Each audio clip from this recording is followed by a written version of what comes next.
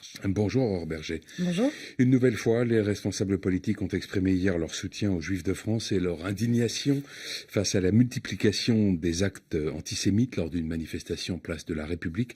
Qu'est-ce que ça va changer au quotidien des Juifs qui se sentent menacés, voire véritablement en danger ?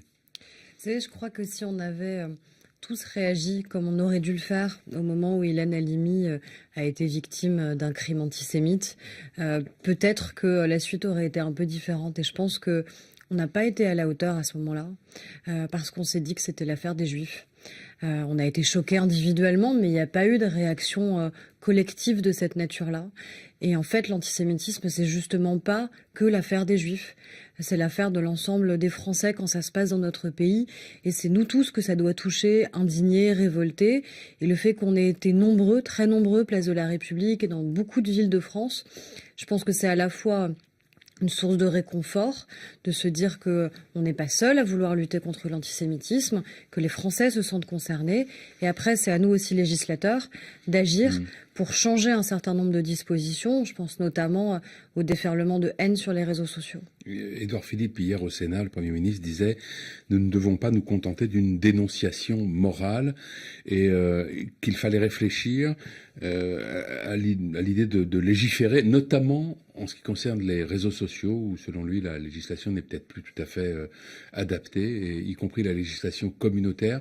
Mais on a toujours l'impression qu'il faut aller sans cesse plus loin à l'égard des réseaux sociaux. Mais parce qu'on a des nouveaux territoires d'expression de la haine et qu'aujourd'hui, notre législation, elle est malheureusement uniquement adaptée aux territoires qui étaient les territoires habituels. S'exprimer dans la rue, s'exprimer à l'école, s'exprimer dans une entreprise. Mais quand ça se passe sur les réseaux sociaux, et on le voit, ce déferlement de haine, de racisme, d'antisémitisme, d'homophobie, de sexisme, de menaces de mort, de viol, on est nombreux à le vivre, à le subir, et une insulte, une injure antisémite, elle a la même force quand elle est exprimée dans la rue ou quand elle est exprimée sur les réseaux sociaux, sauf que sur les réseaux sociaux, c'est plus simple de le faire. Vous vous sentez en totale impunité parce que les plateformes ne coopèrent pas, justement, ne nous aident pas à enlever ce qui devrait être tellement évident à retirer quand il s'agit d'une injure antisémite ou pire, d'appel à la haine. Donc oui, il va falloir légiférer pour changer le statut des plateformes qui sont aujourd'hui juste considérées comme des hébergeurs, c'est-à-dire elles considèrent qu'elles sont juste des tuyaux et qu'elles sont absolument pas responsables des contenus qui y sont diffusés.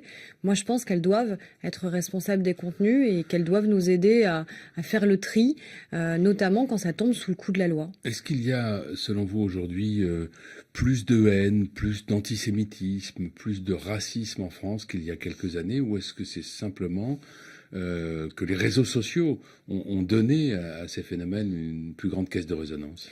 Je pense qu'il y a deux choses. Je pense qu'il y a des formes renouvelées de l'antisémitisme qui existent aujourd'hui dans un certain nombre de nos quartiers notamment. La question de l'antisionisme a été posée. Une nouvelle forme d'antisémitisme liée donc à l'islam radical, c'est ça dont vous voulez parler ? Oui, notamment. Et quel autre ? En l'occurrence, c'est ce qui s'exprime dans un certain nombre de nos quartiers. Quand on a vu la difficulté au moment des attentats de Charlie Hebdo et de l'Hypercacher, qu'avaient un certain nombre de nos enseignants à faire respecter une minute de silence en hommage à ceux qui avaient été tués, on voit bien qu'on a des difficultés dès le tout début, dès l'école. Et je ne pense pas que les enfants aient ce réflexe tout seuls. Donc ça veut dire qu'on a un enjeu éducatif qui est majeur et qu'il n'y a aucun territoire sur lequel on ne doive pas lutter sur ce sujet. Donc des formes renouvelées d'antisémitisme et ensuite une plus grande facilité malheureusement à exprimer la haine antisémite parce que vous avez des territoires où, encore une fois, vous vous sentez et vous êtes de fait quasiment en impunité parce que quelles sont les décisions judiciaires fortes qui ont été prononcées à l'égard de ceux qui déferlent leur haine sur les réseaux sociaux, à quel rythme, tous les jours. Vous avez des milliers d'insultes antisémites, racistes et homophobes sur les réseaux sociaux. Combien de condamnations, combien de retraits de ces contenus-là ? Quelle est la rapidité de retrait de ces contenus ? Il y a les conséquences aussi pour l'image de la France. Le ministre israélien de l'immigration a appelé hier les Juifs de France à émigrer pour l'État hébreu. Je condamne vigoureusement l'antisémitisme en France et en appelle aux Juifs, rentrez à la maison immigrés en Israël. Mais leur maison, c'est la France. Ouais. Ces gens sont français. Et je pense que ce genre de propos sont aussi des propos qui sont dangereux. Parce que le fait qu'on ait été si nombreux hier dans les rues de France pour rappeler que l'antisémitisme n'avait pas le droit de citer dans notre pays, qu'il devait être condamné fermement et qu'on devait même aller plus loin dans notre législation pour le condamner, c'est justement le contraire de ce qu'exprime ce ministre. Et donc après, on sait qu'il y a des élections en ce moment en Israël, donc j'imagine que tout ça n'est pas tout à fait anodin, mais laissez penser aux Français juifs, mais qui sont d'abord français, que leur place ne serait pas en France, et que pour vivre tranquillement, finalement, ils devraient fuir notre pays, ce serait délétère. Ils sont chez eux. Un pays, notre pays sans juifs, ce ne serait plus le même pays. Et moi, je souhaite au contraire qu'on réaffirme cela, qu'on réaffirme nos valeurs. Et c'est ce qu'on a fait hier soir. Alexandre Benalla a été placé hier soir en détention provisoire pour non-respect du contrôle judiciaire qui lui avait été imposé. Cette décision a été prise après la publication par Mediapart, il y a quelques jours, de l'enregistrement d'une conversation qui datait du 26 juillet entre lui-même, donc Alexandre Benalla, et son ami Vincent Crase, alors qu'il leur était interdit de se rencontrer. Un enregistrement dont l'origine reste mystérieuse, on ne sait pas qui l'a fait, on ne sait pas comment il a été obtenu, et sur lequel la justice enquête. Est-ce qu'il n'y a pas, dans cette décision de placement en détention provisoire, quelque chose comme une sorte de précipitation un peu tardive ?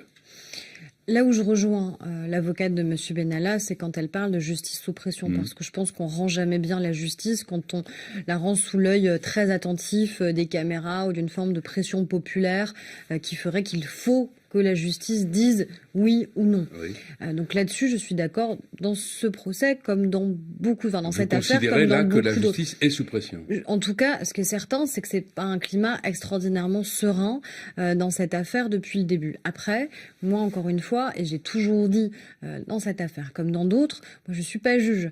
Je considérais d'ailleurs que c'était pas à l'Assemblée nationale que devait se rendre la justice sur ce sujet-là, notamment quand il s'est agi de la commission d'enquête, qu'il fallait faire très attention à ce que l'Assemblée nationale ne devienne pas un doublon d'une cour de justice. Ça n'est pas notre rôle ni notre fonction. Et heureusement que le législateur n'est pas là pour rendre la justice, là pour faire la loi. C'est pas vraiment la même chose. Et d'autre part, c'est à la justice justement de nous dire si M. Benalla s'est rendu coupable, et vraisemblablement là, il n'a pas respecté ce qui lui était imposé dans le cadre de ce contrôle judiciaire, donc il me semble légitime que ça puisse entraîner du coup une sanction. Mais cette décision pourrait être le fait, si je comprends ce que vous avez dit, aussi d'un manque de sérénité. Ce qui est certain, c'est qu'il y a peu de sérénité, j'ai l'impression, dans ce dossier depuis le début, et qu'il y a beaucoup de volonté politique. On l'a vu avec la commission d'enquête au Sénat. Moi, je pense que ça pose un précédent qui est quand même pas tout à fait, enfin, qui est quand même dangereux. C'est-à-dire que c'est pas à l'Assemblée ni au Sénat de rendre la justice sur quelque affaire que ce soit. Sinon, ça veut dire quoi? Ça veut dire qu'on va créer des commissions d'enquête systématiquement pour doublonner des enquêtes en cours, que ce soit sur M. Benalla ou que ce soit sur n'importe quelle affaire, qu'elle soit d'ordre économique, personnel, etc. Donc ça, je pense que c'est dangereux et que de fait, le Sénat a voulu faire de la politique, ils ont le droit de le faire, mais qu'il faut respecter quand même la séparation de nos pouvoirs et l'indépendance de la justice. Après là, la justice avance, travaille, et il faut qu'elle le fasse, si possible, le plus sereinement possible. Merci Aurore Berger. Merci à vous. Bonne journée.